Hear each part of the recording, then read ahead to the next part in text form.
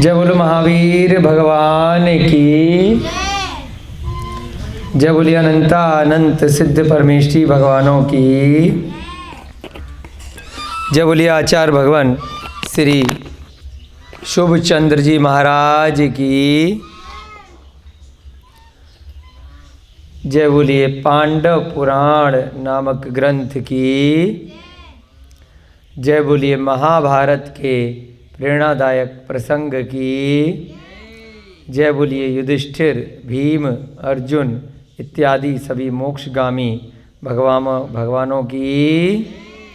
जय बोलिए इस ग्रंथ के अनुवादकर्ता श्री नंदलाल जी विशारद जी की। जय बोलिए भगवान महावीर मोक्ष कल्याणक महामहोत्सव की। जय बोलिए इस युग के प्रथमाचार्य श्री चारित्र चक्रवर्ती आचार्य भगवान श्री शांति सागर जी महान मुनिराज की। जय बोलिए आचार्य भगवान श्री विमल सागर जी महाराज की। जय बोलिए आचार्य भगवान श्री विद्यानंद जी महाराज की। जय बोलिए परम पूज्य आचार्य श्री विद्यासागर जी महाराज की। जय बोलिए आचार्य भगवान श्री श्रुत सागर जी महाराज की। जय बोलिए आचार्य श्री प्रमुख सागर जी महाराज की। जय बोलिए मुनि श्री प्रणम्य सागर जी महाराज की। जय बोलिए मुनि श्री विहर्ष सागर जी महाराज की। जय बोलिए शिक्षा गुरु मुनि श्री हनुमान सागर जी महाराज की। 3 कम 9 करोड़ मुनिराजों की। हम सभी लोग, सभी को आवाज आ रही है राधा रानी जी? ठीक हो? पवन नहीं दिख रहा आज? पवन जी नहीं आए? हम सभी लोग पिछले कई दिनों से बहुत ही प्रेरणादायक प्रसंग पांडव पुराण नामक इस ग्रंथ का स्वाध्याय कर रहे हैं। कल तक की कक्षा में हमारे 3 अध्याय पूरे हो गए। समझ रहे हो? 3 अध्याय। टोटल अध्याय कितने हैं इसमें? देख लें थोड़ा टारगेट कितना है। 15-20 तो होंगे। पंचविंशति 25 अध्याय हैं। पंच माने 5, विंशति माने 20। 25 में से 3 अध्याय पूरे हो गए हैं। अब धीरे धीरे से स्पीड पकड़ी जाएगी। जड़ें मजबूत होती हैं तो मंजिल जल्दी खड़ी हो जाती है किसी भी नींव के ऊपर। तो इसकी जो नींव है वह यही है कि हस्तिनापुर में जो पांडवों का राज्य है, कौरवों का राज्य है, उस हस्तिनापुर में पहले कौन रहते थे, उस कौरव वंश की शुरुआत कहाँ से हुई। तो अब तक के प्रसंग में हमने ये देखा कि उनके पूर्वज जय कुमार जैसे लोग थे जो स्वयं चक्रवर्ती भरत के सेनापति थे और वह जय कुमार भी मोक्ष गए हैं। तो ऐसे जय कुमार भगवान, उनकी धर्म पत्नी सुलोचना, जिन्होंने आर्यका के व्रत लेकर के अपनी स्त्री पर्याय को समाप्त कर लिया है। मनुष्य बन जाना ही बहुत दुर्लभ है और मनुष्य में भी पुरुष पर्याय का प्राप्त करना उससे भी ज़्यादा दुर्लभ है। और उसमें सम्यक दर्शन, सम्यक ज्ञान और सम्यक चारित्र का समावेश हो जाना, रत्नत्रय का प्राप्त हो जाना, ये तो अत्यंत दुर्लभ है। तो इस प्रकार से ये संसार की प्रथा है कि अगर मोक्ष जाना है तो बस मनुष्य पर्याय से ही जा सकते हैं और उसमें भी अंतिम भव में पुरुष की पर्याय होना नितांत आवश्यक है। वो कैसे प्राप्त होगी? उसके लिए व्रत लेने पड़ेंगे, कुछ तप करना पड़ेगा। ऐसा नहीं है कि एक बार अगर पुरुष बन गए तो दोबारा महिला नहीं बन सकते। अगर गड़बड़ करी पुरुष की पर्याय में तो बन जाओगे महिला। वर्तमान में चलन चल रहा है। पहले तो ऐसा सुनने में नहीं आता था, परंतु अभी 10-15 साल से तो बहुत ज़्यादा हो गया है, और पिछले कई वर्षों में तो बड़े बड़े आंदोलन भी हो गए। पुरुष की पर्याय में लोग पैदा हो गए, परंतु स्त्री बनने की इच्छा करती है, फिर क्या करते हैं, ऑपरेशन कराने लग गए। एक बार देखा हमने, जंतर मंतर पे रैली निकल रही थी आंदोलन के लिए कि भाई हमें भी समान अधिकार दिए जाएं, लड़के को लड़के से शादी करनी है, लड़की को लड़की से शादी करनी। तो ये भी एक मानसिक रोग है, ये कोई अधिकारों की लड़ाई नहीं है ना। वो रोग क्यों है? क्योंकि पिछले जन्मों में कुछ ऐसे कर्म किए थे जिसके कारण से पुरुष पर्याय में तो जन्म गलती से मिल गया, परंतु स्त्री बनने की इच्छाएं रह गई स्वयं के अंदर। और ऐसे ही किसी को स्त्री पर्याय में वर्तमान में जन्म मिल गया, लेकिन उसको वर्तमान में ही पुरुष बनने की इच्छा है। तो भाई परमानेंट अगर इलाज ढूंढा जाए तो ग्रंथों में इलाज है कि टेम्परेरी काम मत करो, अपना स्त्रीलिंग से छेदन करना है। तो जैसे सुलोचना ने कार्य किया, व्रत लिए, दीक्षा ली, आर्यका बनी। जैसे सीता माता ने कार्य किया, सीता की पर्याय से निकलने के लिए, स्त्री की पर्याय से निकलने के लिए उन्होंने भी पृथ्वीमती माता जी के अंदर दीक्षा ली। तो वर्तमान में वह भी अच्युत स्वर्ग में देव हैं, देवी नहीं है।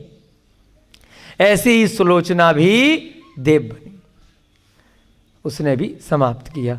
तो ये टेम्परेरी साधन जो अगर विज्ञान ने थोड़ी बहुत तरक्की कहते हैं कर ली है, लेकिन उसका कोई फायदा नहीं हो रहा, उससे शारीरिक विकार ही उत्पन्न होते हैं।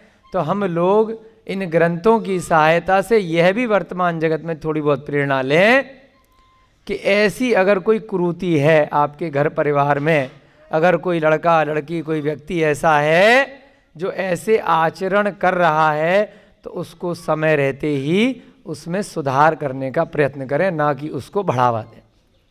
जिस पर्याय में जो है उसके अनुरूप ही उसका व्यवहार होना चाहिए, तब तो योग्य लगता है, नहीं तो अयोग्य है।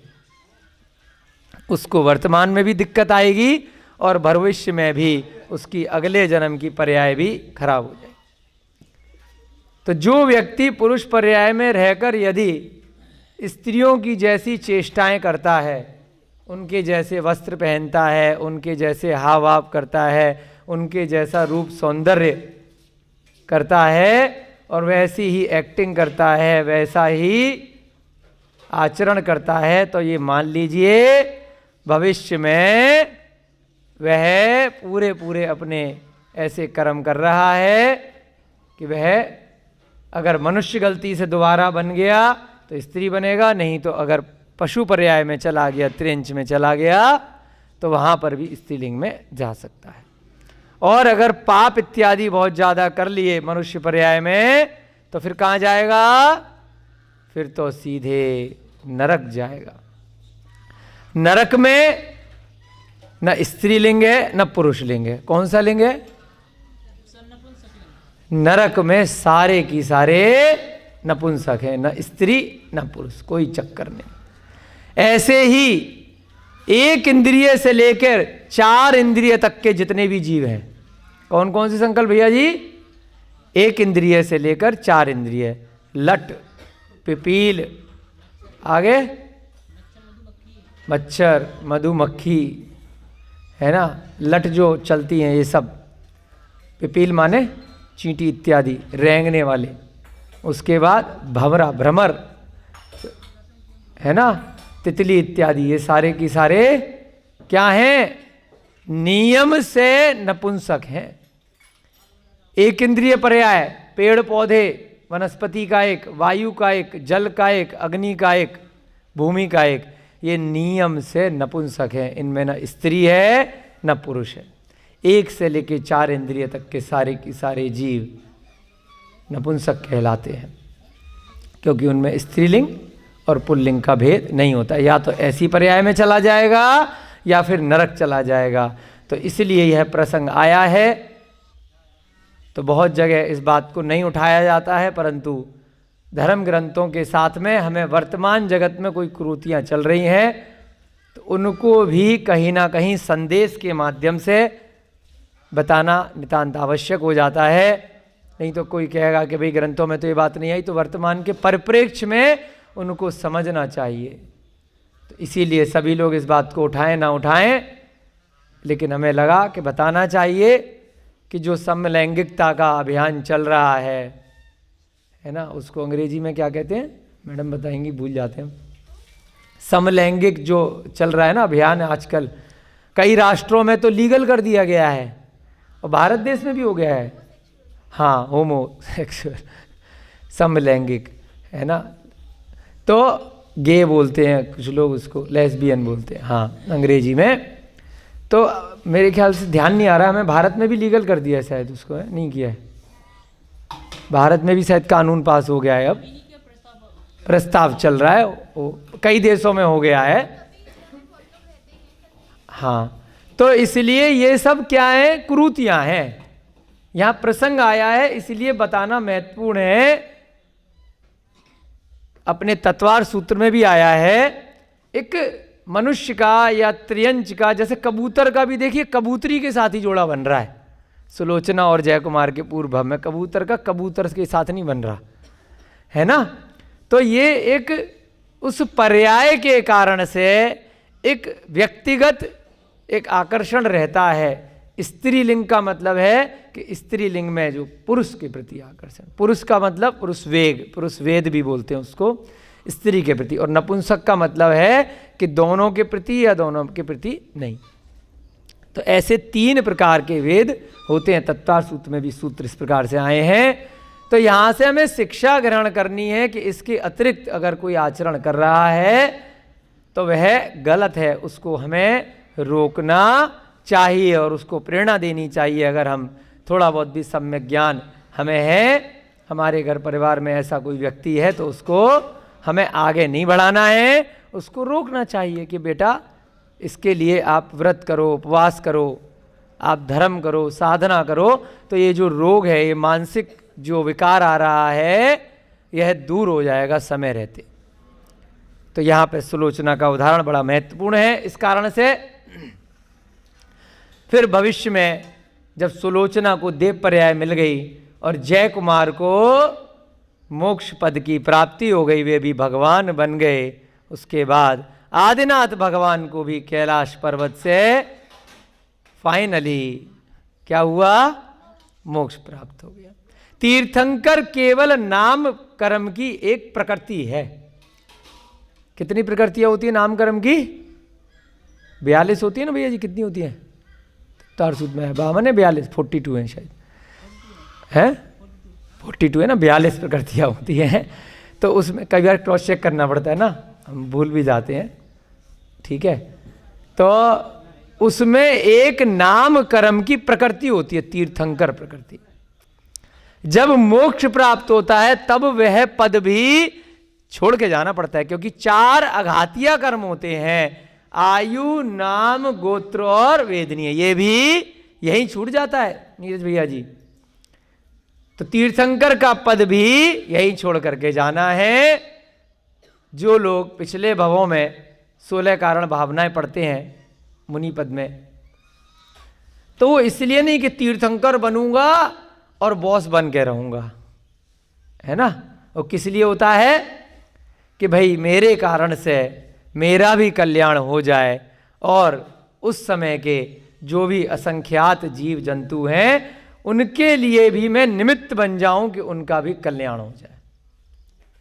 तो इसलिए उनको विशेष दर्जा मिलता है। इसलिए नहीं कि भैया ठेकेदार बन गए धर्म के और ऊपर उच्चासन पर बैठ करके सीट पर बैठ गए और बाकी के सारे चेले बन गए, नीचे बैठेंगे।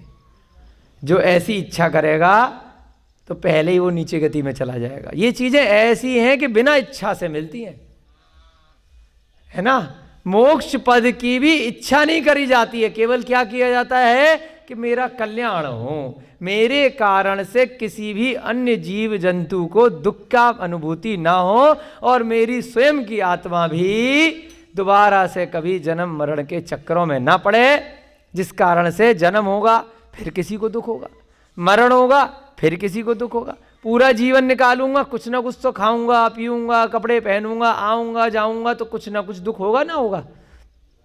केवल ज्ञान से पहले तक कोई भी जीव हो, मनुष्य पर्याय में भी हो, तब भी वह जाने अनजाने में अन्य जीवों को कष्ट देता ही है। समझ रहे भैया जी, अभिषेक जी? केवल ज्ञान के बाद ही इतना शरीर इतना निर्मल इतना पवित्र हो जाता है कि उनके चलने से एक इंद्रिय जीवों को भी कष्ट नहीं होता है। हाँ, उनको कष्ट नहीं होता है। हाँ, इतना निर्मल शरीर हो जाता है, इतना दिव्य शरीर हो जाता है। उससे पहले तक तो उनकी वजह से भी जहाँ पर भी जाएंगे आएंगे कुछ ना कुछ, चलो बड़े जीवों का ध्यान रख लेंगे जो नेत्र से दिखाई दे रहे हैं, बाकी का क्या है ना। जाने अनजाने में चाहे आप जल को कितना भी छान लो, लेकिन कुछ ना कुछ आप कुएं तक भी गए, हैंडपंप तक भी गए, कहीं पर भी गए, कुछ ना कुछ तो होगा ना किसी दूसरे जीव का।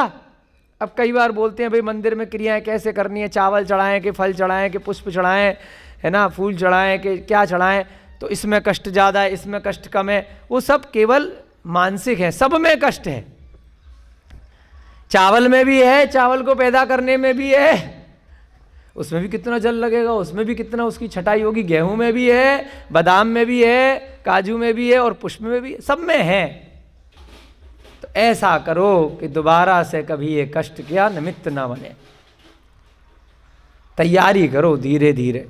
तो ऐसी तैयारी आदिनाथ भगवान ने पूर्व के भवों में करी थी, जिसके कारण से वह तीर्थंकर पद के धारी हुए। और उसके बाद जब उनका काम पूरा हो गया तो उसके बाद वे भी अपना कल्याण करने के लिए कितने दिन तक उन्होंने निरोध किया अपने योगों का? 14 दिन आया था ना। हाँ, माघ वदी 14 को चतुर्दश, हाँ 14 दिन, चतुर्दश माने 14 दिन का उन्होंने योग का निरोध किया, 14 दिन तक। और भगवान महावीर ने कितने दिन किया? क्यों? 13 को लिया था ना। अरे 2 दिन पहले निकल के गया है, शकल देख रहे हो हमारी। कल तो प्रवचन दे रहे थे आप भाई। 13 को समोसरण समाप्त हुआ है ना, धन्य 13 बोलते हैं ना, धन्य हो गई 13। और उसके बाद अमावस्या की जो गोधूली वेला थी, कार्तिक शुक्ल अमावस्या, तो लगभग 1 दिन से थोड़ा ज़्यादा, कार्तिक कृष्ण अमावस्या है ना, तो 1 दिन से ज़्यादा, 1 दिन में ही काम हो गया उनका। तो आदिनाथ भगवान को 14 दिन क्यों लगे भाई? महावीर भगवान की आयु 72 साल की थी और आदिनाथ भगवान की आयु 84 लाख पूर्व 15 जीरो थी, 6 अक्षर का पहले 6 उसका, फिर उसके बाद 15 जीरो अलग, तो उसमें तो 14 दिन कुछ भी नहीं है उनकी तुलना में। तो इस प्रकार से, तो इसलिए इनको थोड़ा 14 दिन लगे। तो यहां पर हमने कल पढ़ा था कि ऋषभ देव भगवान कैलाश पर्वत से मोक्ष गए।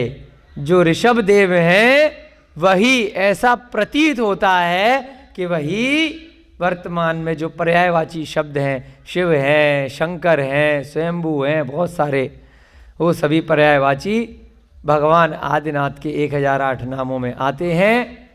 कैलाश पर्वत से शिव जी भी आते हैं, कैलाश पर्वत से आदिनाथ ऋषभदेव भी आते हैं, बैल का चिन्ह उनका भी है, बैल उनका वाहन भी है। तो इस प्रकार से बहुत सारे प्रतीक चिन्ह वहाँ प्राप्त होते हैं। तो हमारा 3रा अध्याय कल समाप्त हुआ था। आगे के अध्याय में हम देखेंगे कि जय कुमार ने समय आने पर जब दीक्षा ली थी तो अपने वीर पुत्र अनंत वीर को राज्य दिया था। उसके बाद की घटना हम देखेंगे। भरत चक्रवर्ती, बाहुबली इत्यादि का क्या होता है देखते हैं, इसमें दिया है कि नहीं दिया है अभी हमें मालूम नहीं, 4थे अध्याय में। और उसके बाद हस्तिनापुर की घटना, पांडवों की घटना कब से प्रारंभ होना शुरू होगी। सभी लोग हाथ जोड़ेंगे और मिल करके मंगलाचरण करेंगे। अकेले आए राजवीर जी? अच्छा, और कोई नहीं आया आज? अच्छा अच्छा, चलो चलिए सब लोग मंगलाचरण करेंगे। मंगलम भगवान वीरो मंगलम गौतमो गणी मंगलम कुंद कुंदाध्यो जैन धर्मोस्तु मंगलम सर्वमंगल्य मांगल्यम सर्वकल्याणकारकम प्रधानम सर्वधर्माणां जैनम जयतु शासनम जैनम जयतु शासनम जैनम जयतु शासनम। सर्वे श्रोतारः सावधानतया शृण्वन्तु। चतुर्थ अध्याय प्रारंभ किया जा रहा है, ध्यान से सभी लोग सुनेंगे। जय कुमार के उपरांत कुरुवंश में, उनका पहले वंश कौन सा था? कुरुवंश था। उसके बाद कौरव वंश प्रारंभ हुआ। उनका पुत्र अनंत वीर, अभी आया था ना कल के अध्याय में कि जय कुमार ने किसको राज्य दिया? अनंत वीर को। ठीक है ना? तो सभी लोग या तो अपने योग्य पुत्र को देते हैं, अगर पुत्र योग्य नहीं है तो फिर प्रजा में से कोई योग्य व्यक्ति ढूंढा जाता है ना? हम भी ढूंढ रहे हैं। संकल्प भैया जी, ठीक है, संभाल लेना गद्दी, संभाल लोगे? अच्छा, ठीक है ना? तो अनंत वीर को उन्होंने राज्य दिया। उसके बाद बड़ा यशस्वी राजा रहा अनंत वीर भी, बहुत यशस्वी प्रतापी, और उसका यश चंद्रमा की भांति जगत में विस्तृत हुआ। किसकी भांति? चंद्रमा की भांति। भाई एक परिकल्पना होती है कवि की, जैसे चंद्रमा रोशनी देता है, शीतलता देता है, तो इसी प्रकार से चंद्रमा पूरे जगत से, सब जगह से दिखाई देता है, फेमस हो जाता है, यश होता है। ऐसा ही यशस्वी रहा। कौन रहा? अनंत वीर। और उसके पश्चात कुरुवंश में कौन कौन से और राजा हुए? एक के बाद एक। कुरुचंद्र, फिर शुभंकर। अब क्या है ना कि देखो, एक तो जड़ दिखाई जाती है। अब मान लीजिए कोई 15 मंजिल की बिल्डिंग है, तो आपको पूरी बिल्डिंग के बारे में व्याख्यान करना है, तो कैसे बताएंगे? थोड़ा सा जड़ पे टाइम लगाएंगे। उसके बाद 14 मंजिल एक जैसी हैं, फिर सीधे सीधे कहाँ पहुँच जाएंगे? बड़े गांव में है ना 16 मंजिल की, है ना 17 मंजिल की, पहले नीचे बढ़िया से टाइम लगाते हैं, ऐसी करते हैं ना पूजा। उसके बाद फटाफट से 14 मंजिल का दर्शन करके सीधे कहाँ टाइम लगाया जाता है? टॉप में लगाया जाता है। तो ऐसे ही शुरुआत में टाइम लगाया। शुरुआत कहाँ से हुई? आदिनाथ भगवान से हुई। उसके बाद अब ये जो वंश चला है कौरव वंश, वो कहाँ से चला है? उसमें मुख्य पात्र है जय कुमार, इसलिए उनके पूर्व भवों की घटना आ गई सारी की सारी। और उसके बाद अब मंजिल धीरे धीरे, उनके बाद कौन कौन कौन कौन कौन कौन कौन कौन, और सीधे एंड कहाँ पर होगा? जो हमारा मुख्य पात्र है इस ग्रंथ के, पांडव, 5 पांडव। वहां पर जाकर के हमारी गाड़ी रुक जाएगी। हमने पढ़ा था ना पहले भी, 2 चीज होती हैं, एक गौड़ होता है और एक मुख्य होता है। सारे की सारे लोग इंपॉर्टेंट हैं, अलग अलग अलग अलग, परंतु जब किसी पात्र की मुख्यता है, अभी कौन है हमारे लिए मुख्य? पांडव हैं, 5 पांडव। तो वहां तक हमें पहुंचना है। तो देखिए रेलगाड़ी किस प्रकार से चल रही है। इंजन से निकल गए और सीधे हम अब लास्ट के डिब्बे पे पहुंचने वाले हैं। पूरा की पूरा एक पैराग्राफ में पहुंचा दिया जाएगा। देखते हैं, ये भी एक तरीका होता है ग्रंथ लिखने का। किसके पश्चात? अनंत वीर के पश्चात कुरुवंश में कौन हुए? कुरुचंद्र। एक एक करके अपन याद तो नहीं कर पाएंगे, हमारा मति श्रुत ज्ञान इतना ज़्यादा नहीं है, परंतु कोई कोई जीव हो सकता है यहाँ पे राधा रानी जैसा या पवन जैसा, जिनको, मिथिलेश जैसा, जिनको एक बार में चीज़ें याद हो जाती हैं, है ना। अपन तो देखो आधी से ज़्यादा उम्र निकाल लिए, 40 साल के हो गए, तो बच्चों की अभी उम्र है, तो खाली दिमाग है तो जल्दी याद हो जाएगा। याद करना बच्चों हैं। कुरुचंद्र, उसके बाद शुभंकर, उनके बाद पूरा की पूरा काल निकल गया एक ही शब्द में। शुभंकर, फिर धीर, फिर वीर, फिर धृतिकर, फिर घृतदेव, फिर गुणदेव, फिर धृतमित्र राजा हुए। ठीक है, ये लाइन से एक के बाद एक। अब देखो इनका ज्ञान भी आचार्य शुभचंद महाराज के ज्ञान में सारा मेमोरी में है, और उस समय तो ग्रंथ लिखे भी नहीं जाते थे सब। कौन से, कहाँ से आए ये ग्रंथ? सब परंपरा से आए, श्रुत परंपरा से। सुन, एक बार सुना और छप जाता था, फोटोजेनिक मेमोरी बोलते हैं ना अंग्रेजी में। अपन 1000 बार सुन लें, उसके बाद भी जरूरी नहीं याद रहे, है ना नीरज जी? याद रहता है? हाँ, दवाइयाँ ही खाते रहते हैं, बस दवाइयाँ खाने का याद रहता है कौन सी दवाई कितने बजे खानी है ये भी तो याद रखना चाहिए कि कौन से राजा कब हुए, हमारे पूर्वज कौन थे। ये सब हमारे पूर्वज हैं जिनके नाम हैं। कहाँ तक पहुँचे दोबारा पढ़ेंगे, चलो। कुरुचंद्र, शुभंकर, धीर, वीर, धृतिकर, धृतदेव, गुणदेव, धृतमित्र। बहुत सारे लोग लड़ते रहते हैं ना, यादव बंसी हूँ मैं, मार डालूंगा, ये कर दूंगा। एक यादव जी आए थे अपने यहाँ तो अपने पूर्वजों के नाम तो याद होने चाहिए, सब पांडवों के सब पूर्वज हैं ये।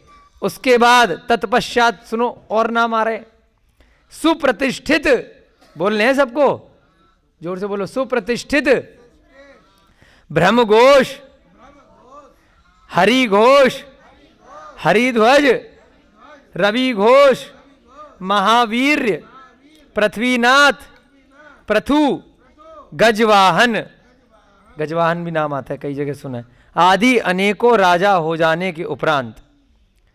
इतने अच्छे अच्छे नाम है, किसी का नाम रखना हो अपने बच्चों का तो इनमें से रख लो ना। नीरज जी क्या नाम है आपके बच्चों के? भव्य, चलो अच्छा नाम है। और मुस्कान चलो अच्छे नाम है, तो इनमें से नाम रखना है ना, ठीक है। राजा रानी तुम्हारे बच्चे होंगे ना बच्चे तुम्हारे? क्यों बच्चे होंगे तुम्हारे? शादी करोगी? नहीं करनी क्यों शिवम? बच्चे हो ना तो इनमें से नाम रखना, कितने सुंदर सुंदर नाम है। इनके उपरांत गजवाहन के बाद कौन हुआ? विजय नामक नरेश हुए। विजय जी बैठे पीछे, विजय जी दिख नहीं रहे, कहाँ बैठे हैं? विजय नामक नरेश हुए किसके बाद? गजवाहन के बाद, जो जय श्री के जगत प्रसिद्ध पति थे। उनकी पत्नी कौन थी? विजय की जय श्री, जय श्री के जगत प्रसिद्ध पति थे, बहुत फेमस रहे होंगे उस समय। बाद में कौन हुए? सनत कुमार, सुकुमार, वीर कुमार, विश्व वैनश्वर, विश्वध्वन, बृहत केतु, विश्वसेन महाराज ने इसी वंश में जन्म लिया। ये सब वही वंश चला आ रहा है ना, ऐसे ही नहीं है हवा में कहानी हो। आदिनाथ भगवान से लेकर के जय कुमार से लेकर के अब तक की कहानी पे पहुंचना है तो सारे पूर्वजों के नाम आने चाहिए ना, कुछ कुछ जो उनमें भी इतने साल निकल गए, करोड़ों, है ना। पांडवों तक, पांडवों की कहानी कब की है? कौन बताएगा? कौन से तीर्थंकर के काल की है? बहुत सुंदर, नेमिनाथ के। कौन से नंबर के थे? 22वें थे। और आदिनाथ कौन से नंबर के थे? पहले थे। चतुर्थ काल कितने वर्ष का है? उस दिन चार्ट बनाया था ना संकल्प भैया जी, कितने वर्ष का है चतुर्थ काल अभिषेक जी? हाँ एक, आगे बोलो, सही बोला, एक एक एक कोड़ा कोड़ी सागर, ठीक है। एक कोड़ा कोड़ी सागर का है चतुर्थ काल। सागर में असंख्यात वर्ष और उसके आगे 1 करोड़ गुणा 1 करोड़, है ना। तो पहले से 22वें में बहुत कोड़ा कोड़ी निकल लिए, थोड़ा सा रह गया नेमिनाथ के बाद। तो पार्श्वनाथ की थोड़ी सी आयु, महावीर भगवान की थोड़ी सी आयु, है ना। तो इतने करोड़ों करोड़ों साल निकल गए, तो इसलिए सारे राजाओं के नाम नहीं आए, कुछ मुख्य राजाओं के नाम दिए उस वंश के, उस परंपरा में। वो कुल परंपरा चली आ रही है इन्हीं के यहां। अब इसके बाद विश्वसेन के बाद कौन हुए? कौन हुए? विश्वसेन के राज दुलारे हैं। विश्वसेन के बाद भगवान श्री शांतिनाथ ने जन्म लिया। 16वें तीर्थंकर शांतिनाथ भगवान भी जो हुए वो इसी वंश में थे। समझ रहे? वंश परंपरा बताई जा रही है कि जो पांडवों की वंश परंपरा है, उसी वंश परंपरा में ये जो तीर्थंकर है ना अपने सुनपुरा में, शांतिनाथ भगवान 3 कौन कौन से? चक्रवर्ती, कामदेव और तीर्थंकर, 3 पद के धारी, ये उसी परंपरा में आए हैं। यहाँ अब देखो शांतिनाथ इंपॉर्टेंट हो गए ना, तीर्थंकर बन गए जय कुमार की वंश परंपरा में।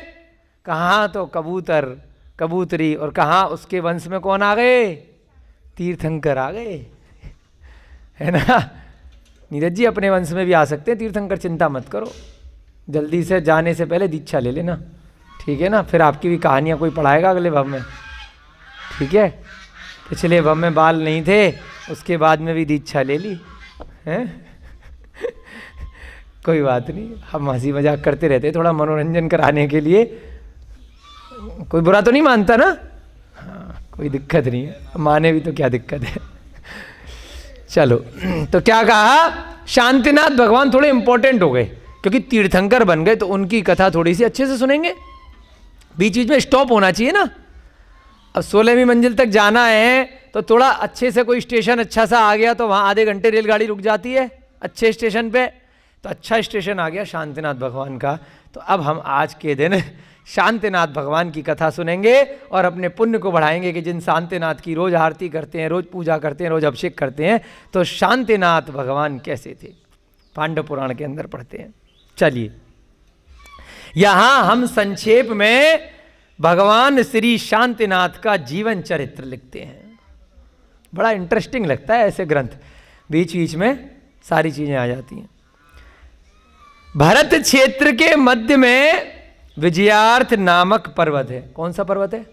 अब तो याद हो गया होगा ना, बहुत बार आ गया, प्रद्युम्न चरित्र में भी आया था, जीवनधर चरित्र में भी आया था, इसमें भी एक बार पहले आ चुका, फिर आ गया। कौन सा पर्वत है? राधा रानी बोलेगी। राधा रानी, भरत क्षेत्र के मध्य में कौन सा पर्वत है? हाँ बोल दिया, तालियां बजाओ। छोटी सी है, 1-1.5 साल की। विजयार्थ पर्वत। इसका नाम विजयार्थ पर्वत क्यों पड़ा? अर्ध माने आधा, भरत क्षेत्र के मध्य में है अर्ध। ऐसे ही पुष्कर द्वीप में अर्ध पुष्कर द्वीप उसके मध्य में है आधा। तो विजयार्ध, उसकी दक्षिण श्रेणी में रत्नूपुर नामक नगर है। कौन सा नगर है? रथ बोलो। देखो, अच्छे अच्छे शब्द बोलने से भी ना आप लोगों का थोड़ा पुण्य बढ़ता है, सबका, हमारा भी। तो और थोड़ा सा वो रहता है कि हाँ भाई सब जाग रहे हैं, अकेले हम नहीं बोल रहे हैं। बोलो रत्नूपुर। वहां के राजा का नाम था ज्वलन जटी। बड़ा खतरनाक नाम है भाई, ज्वलन जटी। कोई जड़ी बूटी सी लग रही है। हमारे रोहिता जी की ज्वलन जटी राजा का नाम है, ज्वलन जटी। वह सर्वगुण संपन्न होने के कारण विद्याधरों का प्रमुख था। जो विद्याधर, अब वहां पर देखिए, ये पहले आ चुका है आपको। विजयार्थ पर्वत के उत्तर की श्रेणी में और दक्षिण की श्रेणी में कौन से राजा रहते हैं? जो उड़ते हैं ऐसे करके। उड़ने वाले राजा कौन से होते हैं? विद्याधर राजा होते हैं। अपन लोग कौन से हैं? उन्हें क्या बोलते हैं? भूमि गोचरी। बोलो, ये शब्द भी थोड़े थोड़े से याद होने चाहिए ना। हम सब कैसे हैं? भूमि गोचरी, जो भूमि पर चलते हैं। भाई हम तो हवाई जहाज में ही बैठते हैं, हवाई जहाज से निकल करके हवा में चल के दिखाओ सीधे धड़ाम से नीचे गिरोगे, है? तो हम सब कैसे हैं? भूमि गोचरी। बिना किसी साधन के हम हवा में नहीं चल सकते, किसी की मदद से चल सकते हैं। कोई यंत्र हो, संयंत्र हो, कोई वायुयान हो, या कोई दूसरा हमें हमारे ऊपर बिठा करके ले जाए। हम अपनी विद्याओं से नहीं जा पाएंगे। जो अपनी विद्याओं से आकाशगामी उड़ते हैं आकाश में, तो उनको क्या बोलते हैं? विद्याधर। ठीक है ना। रावण क्या था? विद्याधर था। हनुमान जी क्या थे? विद्याधर थे। इसलिए उड़ते थे ना हनुमान जी, उनको बोलते थे पवन पुत्र। पवन उनके पिता का नाम था, वो बात अलग है। अंजना उनकी माता जी थी, परंतु आकाश में अपनी विद्याओं से उड़ते थे। क्यों उड़ते थे? क्योंकि वे विद्याधर राजा थे। हाँ, विद्याधर रूप भी चेंज कर सकते हैं। एक वो देखा था नाटक चंद्रकांता, उसमें वो अय्यार क्या बोलते थे, वो रूप बदलते थे, यक्कू यक्कू करके, है ना, क्रूर सिंह, है ना। तो वो विद्याधर का ही एक प्रकार है कि विद्याएं होती हैं। ठीक है। तो ऐसे ही जो विद्याधर राजाओं के राजा थे, कौन थे? ज्वलनवटी। कहां पर थे? विजयार्थ पर्वत की एक उत्तर की श्रेणी होती है और एक दक्षिण की श्रेणी होती है। यहां पर पहले से बहुत सुंदर सुंदर उनको पुण्य से मकान, दुकान, महल सब मिलते हैं, अपनी तरह बनाने नहीं पड़ते। परंतु अब फायदा क्या है विद्याधरों का? कि विद्याधर इतने सारे पुण्य के बाद भी उसी भव से मोक्ष जा सकते हैं, क्योंकि मनुष्य हैं, वो देव नहीं है। वो एक बीच की कैटेगरी मान लीजिए कि मनुष्यों से हम सबसे बेहतर हैं और देव भी नहीं है, तो सबसे बेस्ट मनुष्य कहलाते हैं विद्याधर मनुष्य, क्योंकि वह पूरे के पूरे 2.5 द्वीप में भ्रमण कर सकते हैं। और जहां पर उनको जो तीर्थंकर भगवान के दर्शन करने हुए, वहां जाकर के समूसरण में बैठ सकते हैं, सुमेरु पर्वत पे जा सकते हैं, कहीं पर भी अकृत्रिम चैत्यालयों के दर्शन कर सकते हैं। और जब मूड किया, जब जाकर के दीक्षा लेकर के मोक्ष जा सकते हैं। अपनी तरह उन्हें चतुर्थ काल का इंतजार नहीं करना पड़ता। हमारी तरह यहां पर रिकॉर्डेड कक्षाएं नहीं सुननी पड़ती, ये ग्रंथों से नहीं पढ़ना पड़ता, डायरेक्ट जाते हैं उसी मंदिर भगवान के पास में, महावीर भगवान के पास में, आदिनाथ भगवान के पास। तो बहुत पुण्यशाली होते हैं। और हमारी तरह उनको इस प्रकार के रुपए पैसे कमाने की टेंशन नहीं होती है, कोई मकान दुकान बनाने के लिए, बच्चों का पालन पोषण करने के लिए टेंशन बाजी नहीं रहती है, सब पुण्य से मिलता है। तो विद्याधर राजा भी, जैसे वो सुलोचना का जीव है ना, पिछले भव में क्या थे? प्रभावती और हिरण्यवर्मा विद्याधर बने थे। कैसे बने? कबूतर की पर्याय में उन्होंने आहार दान दिया था। अगर हम इस भव में अपना सबसे ज्यादा बेस्ट दे दें, जो मिला है, और उसमें हम खूब दान पुण्य करें, किसी का साथ बैर भाव नहीं करें, कोई क्रोध कषाय इत्यादि नहीं करें, तो क्या है? हम सब भी अगले भव में कहाँ जा सकते हैं? विद्याधर के राजा भी बन सकते हैं, नहीं तो आम व्यक्ति बन सकते हैं। और वहां पर जाकर के खूब हवा में उड़ेंगे, खूब बढ़िया से बिना पंख लगाए पक्षियों की तरह आराम से विद्याओं के माध्यम से जाकर के खूब पुण्य करके हम लोग मोक्ष जा सकते हैं, कोई भी बाधा नहीं है। विद्याधरों का राजा था, उसकी वायु वेगा नाम की रानी थी। उसकी रानी का नाम क्या था? ज्वलनवटी की वायु वेगा। बहुत सुंदर, मिथिलेश की मेमोरी बहुत तेज है और सुनती भी एकाग्रचित्तता से तुरंत जवाब आता है, ऐसे ही सबका आना चाहिए। वायु वेगा नाम की उसकी रानी थी, जो अनुपम सुंदरी थी, बहुत सुंदर थी, है ना। ज्वलन जटी और वायु वेगा के अर्क कीर्ति नाम का एक सुंदर पुत्र था। क्या नाम था पुत्र का? अर्क कीर्ति, ठीक है ना, बड़ा अच्छा लड़का था उनका। वह भी पिता के सदृश रूपवान था तथा कीर्तिवान था। वह भी बड़ा यशस्वी वीर पुत्र था। इनकी स्वयं प्रभा नाम की एक पुत्री थी, जो अपने सौंदर्य से रति को भी परास्त करती थी। बेटी कौन थी? स्वयं प्रभा।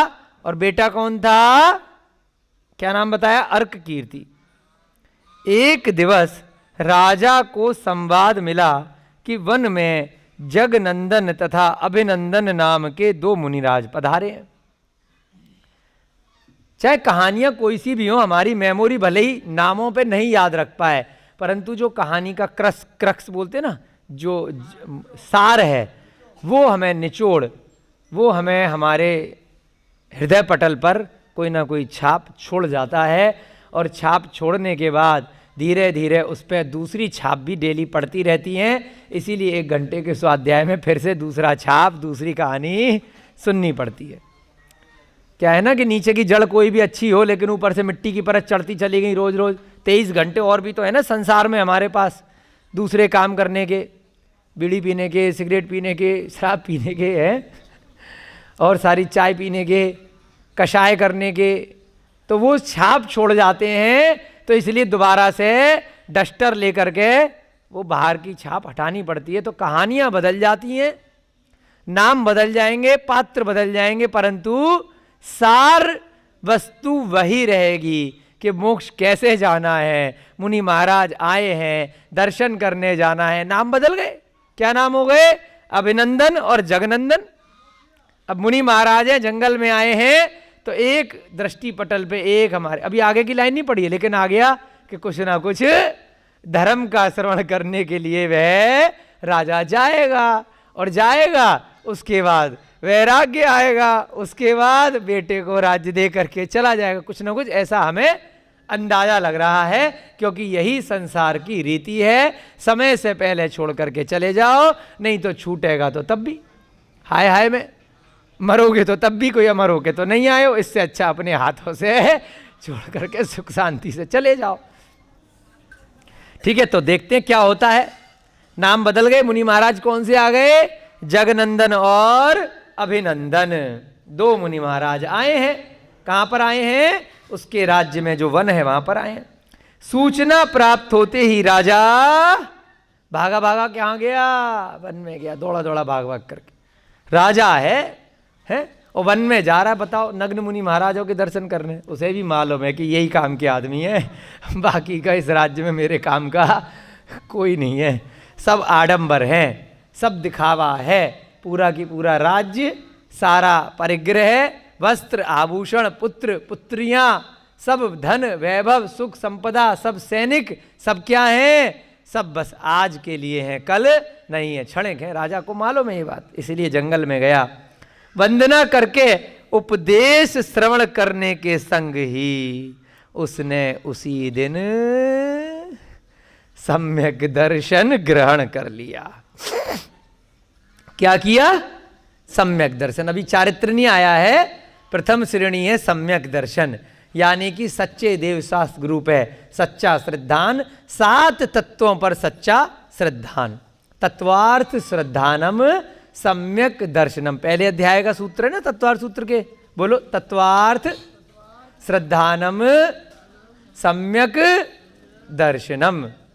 सम्यक दर्शन, बोलो सम्यक दर्शन, ज्ञान चारित्राणि मोक्ष मार्ग।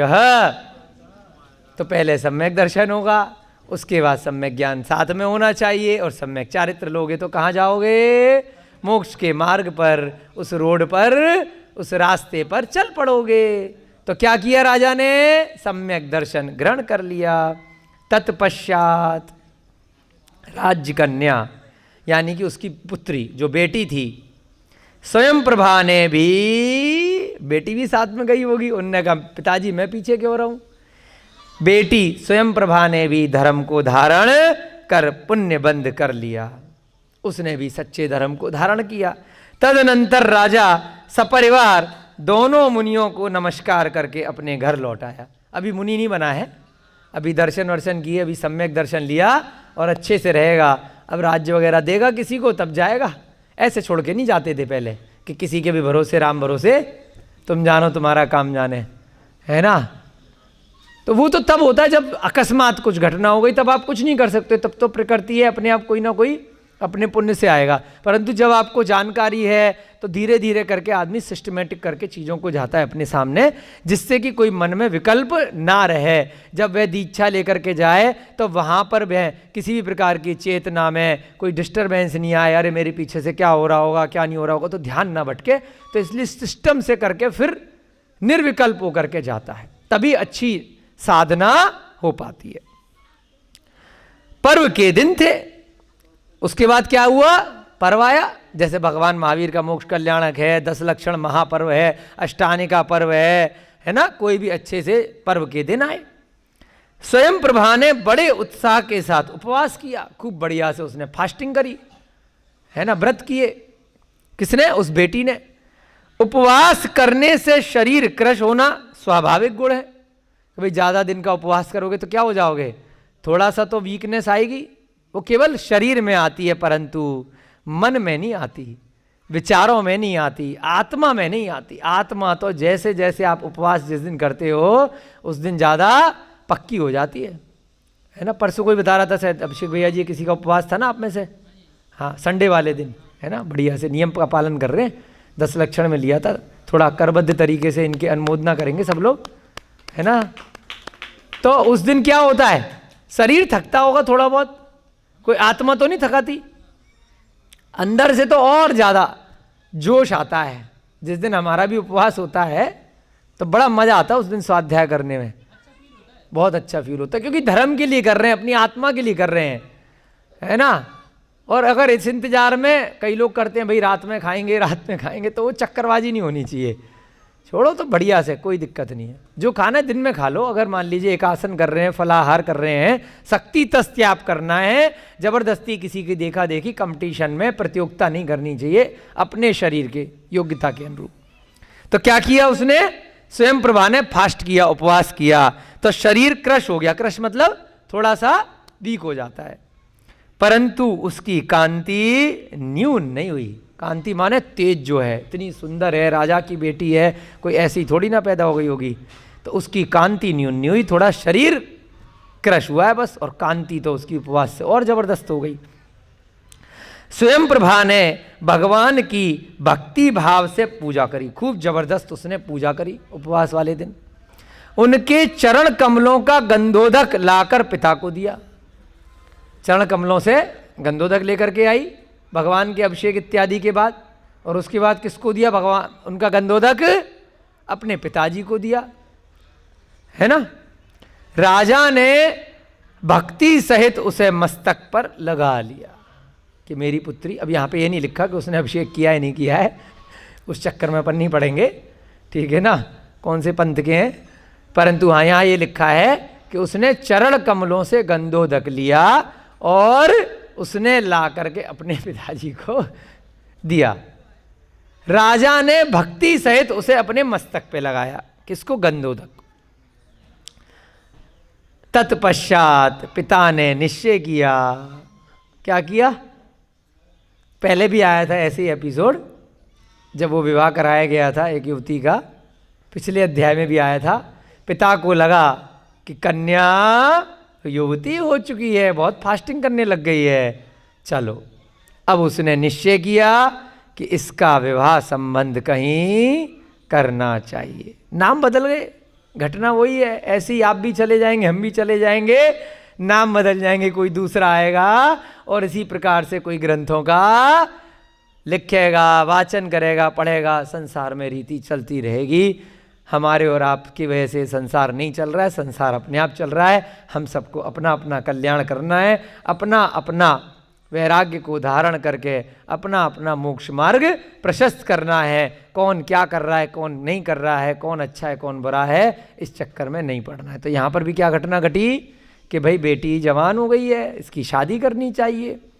उसे विशेषतः इस बात की चिंता हो रही थी कि स्वयं प्रभा जैसी सुंदरी कन्या का विवाह कहाँ करना, इतनी सुंदर है, किसी ऐसे ऐरे गहरे नत्थु घेरे के साथ कैसे बांधूं, इसके कंपटीशन वाला मिल ही नहीं रहा है, मिले तो कैसे मिले।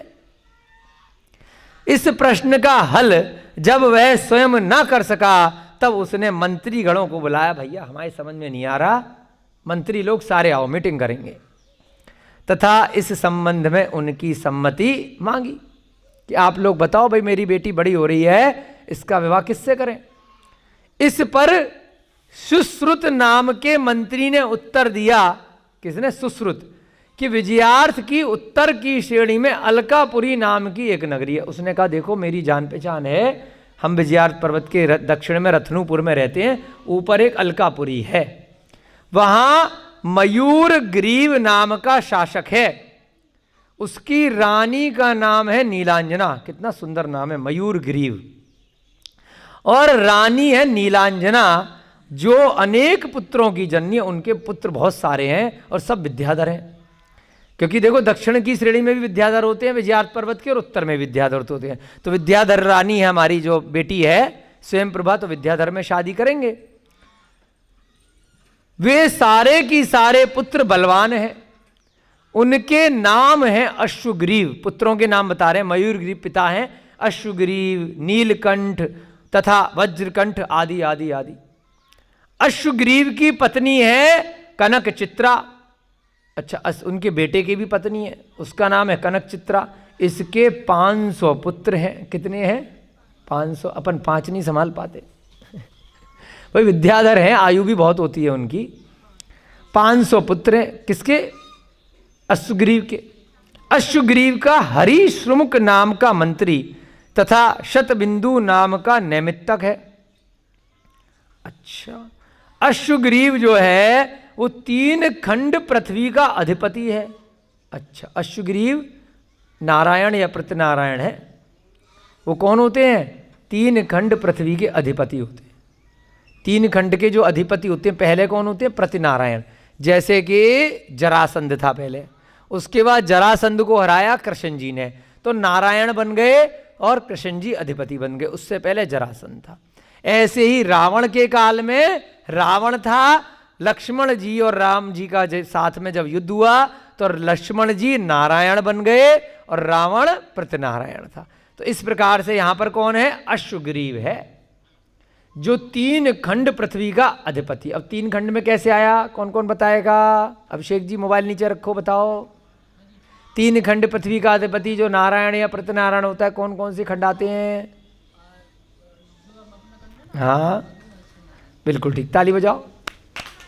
एक आर्यखंड और दो मलेच्छखंड, विजयार्थ पर्वत के नीचे वाले, जहां पर हम लोग रह रहे हैं वो आर्यखंड है, और एक दाएं का और एक बाएं का, एक गंगा नदी के इधर वाला और एक सिंधु नदी के इधर वाला, ये दो मलेच्छखंड और आर्यखंड। इनको तीन खंड का राजा बोला जाता है, इनको बोलते हैं नारायण।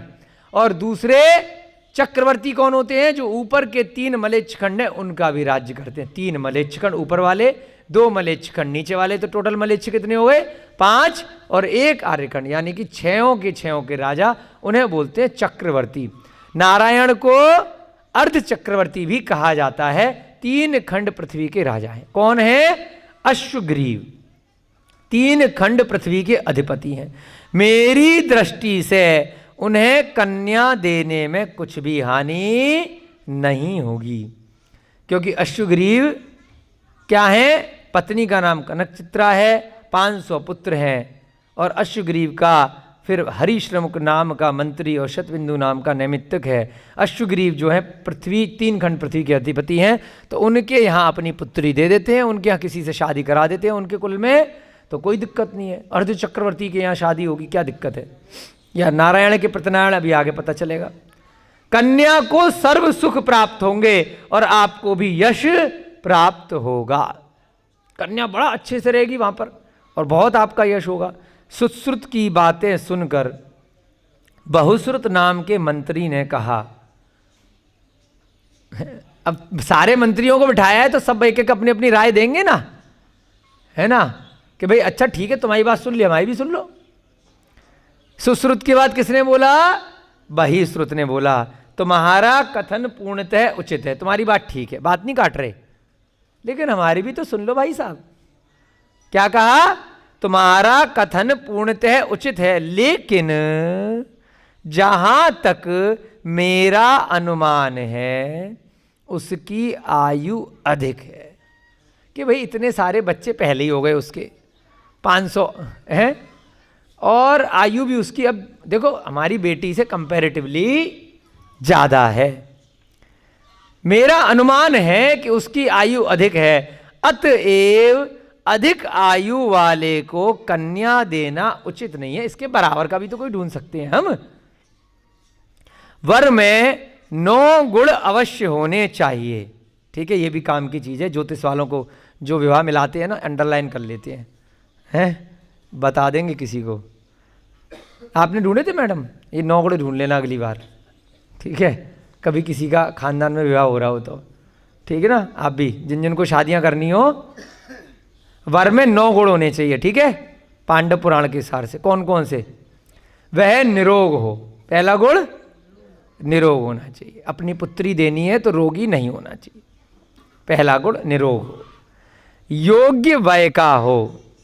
योग्य वय माने बताओ, अभी तो हमें भी नहीं मालूम वय का मतलब क्या होता है। कुल, वय का मतलब शायद योग्य वय का हो। उसके बाद है कुलीन हो, अच्छे कुल का हो, शीलवान हो, इधर उधर ज़्यादा चक्कर नहीं चल रहे हो पहले से, धर्म शास्त्र का ज्ञाता हो। ये 9 गुण में से सबसे मुख्य गुण में आया, 9 ही गुण है। यानी कि सम्यक धर्म उसको आता हो, सम्यक ज्ञान हो, धार्मिक हो। ये नहीं कि बहुत पैसा कमाता है, बहुत बढ़िया नौकरी है, ये नहीं लिखा होगा इन 9 गुणों में। देखना आजकल क्या है, बायोडेटा में कितनी फिगर में कमाई है, ये देखते हैं लिखा है कि नहीं लिखा है। धर्म शास्त्र का ज्ञाता हो, धर्म आता हो, सुंदर एवं सुडौल हो, देखने में ठीक ठाक हो, सुडौल हो। हाँ ये भी आ गया भाई साहब, ये तो बड़ी दिक्कत है अपने साथ। धनी हो ये भी 9 गुण में से 1 गुण ये भी आ गया। धनी भी होना चाहिए। हमें लगा ये नहीं होगा। फिर बहु कुटुंबी हो, यानी कि घर परिवार हो, है ना, परिवार वाला हो। बहु कुटुंबी यानी कि खानदान वाला हो। एवं बलवान हो, थोड़ा सा ताकत वाकत भी हो, कभी जरूरत पड़ जाए तो भागता ना फिरे। चलो पढ़ते हैं दोबारा से। कौन कौन सा? निरोग, योग्य वय, कुलीन, शीलवान, धर्म शास्त्र का ज्ञाता, सुंदर एवं सुडौल, धनी, बहुकुटुंबी एवं बलवान। तो ये कौन बता रहा है? जो दूसरा मंत्री है बहुश्रुत, वो कह रहा है कि देखो ये सारे की सारे गुण होने चाहिए। अश्वग्रीव में कई एक गुणों का अभाव है। उसने कहा भाई देखो आपकी बात ठीक है, वो 3 खंड का राजा है, ये है वो है, परंतु उसमें इनमें से कई गुण नहीं है। हो सकता है धर्मशास्त्र का अभाव हो, कोई गड़बड़ हो, इसलिए, और उम्र भी ज़्यादा बता दी, इसलिए वह हमारी नज़र में स्वयं प्रभा के योग्य नहीं है। हम तो रिजेक्ट कर रहे हैं। राजा जी देखो इन्होंने प्रपोजल रखा है, हमने रिजेक्ट कर दिया है, बाकी आपकी मर्जी, आप राजा हो। अतः अन्य वर्ग की चर्चा करो, कोई दूसरा ऑप्शन बताओ। किसने कहा? दूसरे वाले मंत्री ने। सुश्रुत जो पहला वाला मंत्री था उसने कहा हे राजन, अच्छा ठीक है इनकी बात भी मान लेते हैं। हे राजन, फिर एक काम करते हैं, गगन वल्लभपुर में, एक और जगह का नाम बोला, गगन वल्लभपुर। कितने सुंदर सुंदर नाम होते हैं विद्याधरों की नगरी में। गगन वल्लभपुर, क्या बेहतरीन नाम है। वहां पर सिंहरथ नाम का राजा है, उससे कर दो। वो समझ में नहीं आए तो मेघपुर में यमरथ है, उससे कर दो। और कंफ्यूज कर रहा 50 ऑप्शन दे करके, लड़की तो एक ही से करेगी ना। चित्रपुर में अरिंजय है, अश्वपुर में हेमरथ है, रत्नपुर में धनंजय है, आदि अनेक राजा हैं। इनमें से जो उक्त गुणों से विभूषित हो, इन मंत्री साहब से पूछ लो जो प्रवचन दे रहे हैं कि जो 9 गुण हैं, मैंने इतने सारे ऑप्शन दे दिए हैं, उनमें देख लो, इन मंत्री से पूछ लो जो उक्त गुण, यानी कि जिनमें 9 गुण बैठते हो इनके हिसाब से, उससे अपनी पुण्यवती सौभाग्याकांक्षिणी, क्या बात लिखा है, सौभाग्याकांक्षिणी, क्या नाम दिया? सौभाग्यवती बोलते हैं लड़की को, सौभाग्याकांक्षिणी कन्या का परिणय कर दीजिए। इतने सारे देखो ऑप्शन दे दिए हैं, जिनमें आपको ये 9 गुण दिखाई दें तो उनमें कर देना। अब 2 मंत्री बैठ बोल लिए थे, तो तीसरे मंत्री काहे चुप रहेंगे? तीसरे मंत्री श्रुतसागर नाम के मंत्री हैं। श्रुतसागर तो आचार्य महाराज भी हैं, उसके नाम के मंत्री हैं तीसरे। उन्होंने कहा मैं भी कुछ योग्य वर बतला दूं क्या, आज्ञा हो तो? इन दोनों की सुन रहा हूं मैं, आपकी आज्ञा हो तो मेरे पास भी 2-3 रिश्ते हैं, ले आऊं? उनने कहा ठीक है, कृपया वह भी सुन लीजिए, सुना दो। देखो ऐसा है, विजयार्थ की उत्तर की श्रेणी में एक सुरेंद्रकांत नाम का नगर है। वहां के राजा मेघवाहन हैं तथा रानी का नाम है ज्वाला मालिनी। ज्वाला मालिनी तो देवी भी होती है ना, एक वो यक्षिणी होती है ज्वाला मालिनी देवी। दक्षिण में मंदिर है ना एनारपुरा में, ज्वाला मालिनी है ना। हाँ कर्नाटक में ना, कहाँ पर है? कर्नाटक में, जो वहाँ पे गए थे अपन दक्षिण भारत में। हाँ ज्वाला मालिनी उनकी रानी का नाम है, और उनका पुत्र है विद्युत प्रभ तथा कन्या का नाम है ज्योतिमाला। एक समय राजा मेघवाहन सिद्धकूट चैत्यालय की वंदना करने गया। अब ये सारी कहानी कौन सुना रहा है? श्रुतसागर नाम का जो तीसरा मंत्री है वह बता रहा है कि देखो वहां पर ऐसे ऐसे एक राजा हैं, और एक बार सिद्धकूट चैत्यालय की वंदना करने गए थे, वहां उन्होंने एक चारण मुनि को देखा था। उस सिद्धकूट चैत्यालय की दर्शन करने में आकाश मार्ग से आते हुए एक मुनि महाराज आए थे, जो आकाशगामी चारण रिद्धिधारी मुनिराज थे। उन मुनिराज का नाम था वरधर्म। वह उनको नमस्कार कर धर्मोपदेश श्रवण करने लगा। कौन? वो जो दूसरा राजा है सुरेंद्रकांत नामक के नगर में, मेघवाहन नाम का, उसने एक बार सिद्धकूट चैत्यालय के दर्शन किए। वहाँ पर चारण रिद्धिधारी मुनिराज मिले, उनसे उसने पूछा, धर्म का श्रवण किया। अंत में उसने विद्युत प्रभ के पूर्व भवों को जानने की अभिलाषा मुनिराज से प्रकट करी। अब इस तीसरे श्रुतसागर मंत्री ने एक कथा सुन रखी है, तो वो बता रहा है कि विद्युत प्रभ के बारे में उसने पूछा कि मेरा बेटा साथ में पूजा करने आया है, इसके पिछले भव थोड़ा मुझे बताओ, आप चारण रिद्धिधारी हो, कि मेरा बेटा क्यों बना, इसकी शादी कहाँ होगी, कौन है, क्या करेगा, सब पूछने की कोशिश करी। मुनिराज ने कहा कि जम्बू द्वीप के पूर्व विधे में वत्सकावती नामक एक देश है, जिसमें प्रभापुरी नाम की एक नगरी है। फिर मुनिराज ने उस विद्युत प्रभ के लिए और उस मेघवाहन नाम के राजा के लिए बताया कि देखो सुनो बेटा, जो जम्मू द्वीप है ना अपना, इस जम्मू द्वीप में इस भरत क्षेत्र के और उत्तर जाएंगे तो पूर्व दिशा में एक विधेय क्षेत्र है जिसको बोलते हैं पूर्व विधेय क्षेत्र। वहां पर एक देश है वत्सकावती और उसमें प्रभापुरी नाम की एक नगरी है। वहां के राजा हैं नंदन और पुत्र का नाम है विजयभद्र। वह राजा शूरवीर तथा प्रतापशाली था। अब उसकी विद्युत प्रभ की पूर्व बता रहे हैं। उसकी रानी जयसेना अत्यंत सुशीला थी। एक दिवस जब विजयभद्र अपने उद्यान में भ्रमण कर रहा था, तब उसने एक ताजे एवं सुंदर फल को वृक्ष से गिरते हुए देखा। अब कहानी के अंदर कहानी के अंदर कहानी चल रही है, तो कंफ्यूज मत होना, इसलिए ज़्यादा नामों में नहीं पढ़ रहे हैं, मुद्दे की बात बता रहे हैं कि लड़की के विवाह की बात चल रही है। तीसरा मंत्री एक कथा सुना रहा है कि विद्युत प्रभ और मेघवाहन की, कि वो एक बार सिद्धकूट चैत्यालय के दर्शन करने गए। वहां पर मुनिराज से चारण रिद्धिधारी से पूछा कि मेरे बेटे के थोड़ा पूर्व बता दो। तो वहां वे मुनिराज बता रहे हैं कि देखो बेटा, पूर्व विदेश क्षेत्र में एक स्थान है जहां पर विजयभद्र अपने उद्यान में भ्रमण कर रहा था। पूर्व में कोई राजा था, उसने एक फल को पेड़ से गिरते हुए देखा। भाव समझना कि फल, उद्यान में घूम रहा है राजा, एक फल टूट करके गिरा, ठीक है, बस हो गई। उसी बता, फल गिर रहा है, उसी समय उसे संसार से वैराग्य हो गया है कि जैसे ये फल गिरा है अपनी आयु पूरी करके, मेरे भी बाल सफेद हो रहे हैं, मेरे भी बाल, क्यों दीजिए, मेरे भी बाल उड़ रहे हैं। तो देखो, उसको तो फल गिरते से वैराग्य हो गया, अपने बालों से नहीं हो रहा, खत्म हो गए। समझ लो, आपके लिए आया है, हमारे लिए, सबके लिए आया है, ऐसी मजे लेते हैं हम, ठीक है। उसी समय उसे फल को गिरते अपने सामने एकदम से टूट के आम गिरा, फल गिरा। अरे क्षण भंगुर है आयु, मैं भी एक दिन ऐसे ही टपक लूंगा जैसे पेड़ से फल टपका है। एवं पिहिताश्रव नाम के मुनि के निकट जाकर उसने 4000 मित्र राजाओं के साथ दीक्षा ले ली। जब बड़े बड़े राजा होते तो उनके चेले, जैसा राजा वैसा हम भी करेंगे, 4000 राजाओं के संग। अरे अच्छा, फल टपका, एक फल टपका और 4000 लोग मुनि बन गए। बताओ, तो रोज क्यों नहीं टपकते ऐसे फल हैं? अभिषेक जी, ऐसे फल कहाँ हैं? नीरज जी कह रहे हैं ऐसा फल हमें भी दिखाओ, कभी टपके तो सही। हम तो खा जाते हैं, रोज तोड़ तोड़ के खा जाते हैं, हम टपकने वाली बात छोड़ो, हम तो टपकने का इंतजार करते हैं, पकड़ पकड़ के खाते हैं। तप के प्रभाव से अल्पकाल में ही शांत भावों से देह का त्याग कर वह माहेंद्र स्वर्ग में देव हुआ।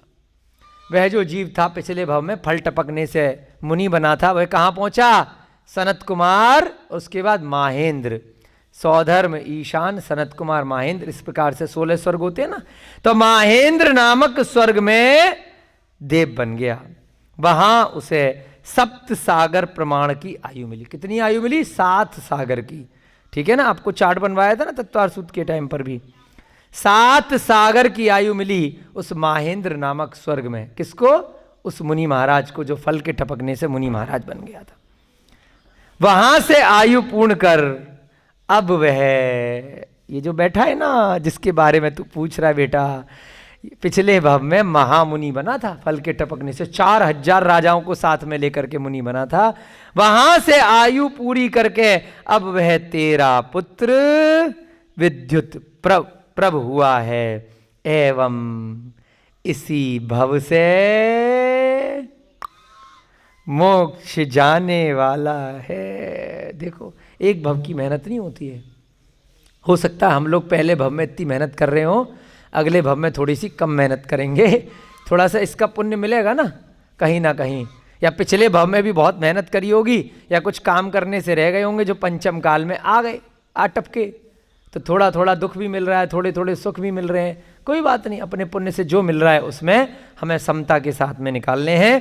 क्या कहा? जिसके बारे में तू पूछ रहा है बेटा, ये इसी भव से मोक्ष जाएगा। ये कहानी कौन सुना रहा है? ये कहानी तीसरा वाला मंत्री सुना रहा है कि अपन को अपनी बेटी देखो ऐसे को देनी है। सुनो, बहुत काम की चीज है। बेटी किसको देनी है?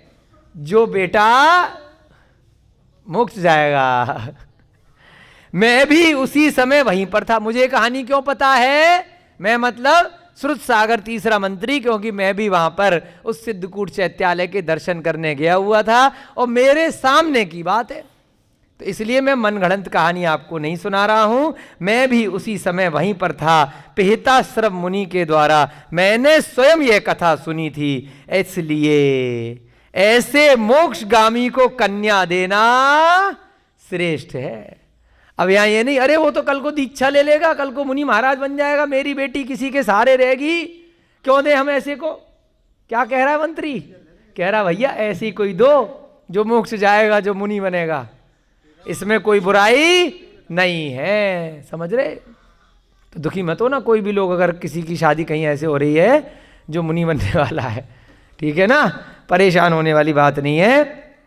अतएव ऐसे मोक्षगामी को कि जो साक्षात भगवान बनेगा इसी भव से, उसको अपनी बेटी देंगे तो इससे अच्छी बात क्या होगी।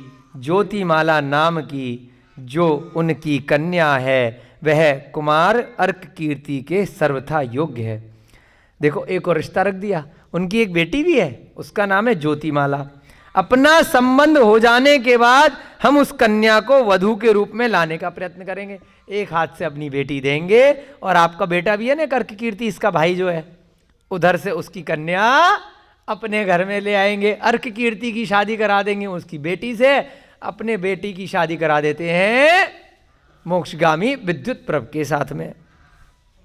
श्रुत सागर मंत्री के विचार सुनकर मंत्री सुमति ने तत्काल सम्मति प्रकट कर दी। वाह, कमाल हो गया, सबने हां कर दी।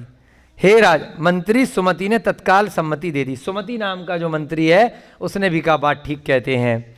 हे राजन, आपकी पुत्री स्वयं प्रभा को समस्त विद्याधर चाहते हैं, इसीलिए यदि किसी एक के साथ संबंध निश्चित कर दिया तो वे सब व्यर्थ में आपसे बैर बांध लेंगे।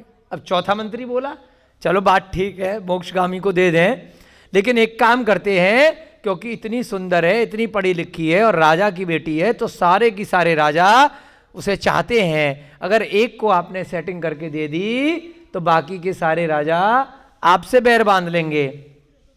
तो इसलिए क्या करें? ऐसी स्थिति में मेरा विचार है कि स्वयंवर के द्वारा निर्णय करना सर्वोत्तम होगा। विद्युत प्रभ को भी बुला लेंगे, उन सबको भी बुला लेंगे। इतना कहकर वह शांत चित्त होकर के बैठ गया। चारों ने अपना अपना रिश्ता बता दिया। 4 मंत्री बुलाए थे, अंत में चौथा मंत्री बोला कि भाई सबकी बात ठीक है, परंतु एक काम करते हैं, स्वयंवर से कर लेते हैं और जिस जिसको आपने नाम लिया है उन सबको इन्विटेशन दे देते हैं। इस प्रकार से यहाँ पर हमने चौथा अध्याय आज हमने प्रारंभ किया। अब कथा किसकी चल रही है? शांतिनाथ भगवान के काल की कथा चल रही है। अब देखेंगे उस विद्युत प्रभ का, उस शांतिनाथ भगवान 16वें तीर्थंकर से क्या लेना देना है, उस रानी का, उस राजकुमारी का क्या प्रसंग आ रहा है उन विद्याधरों से।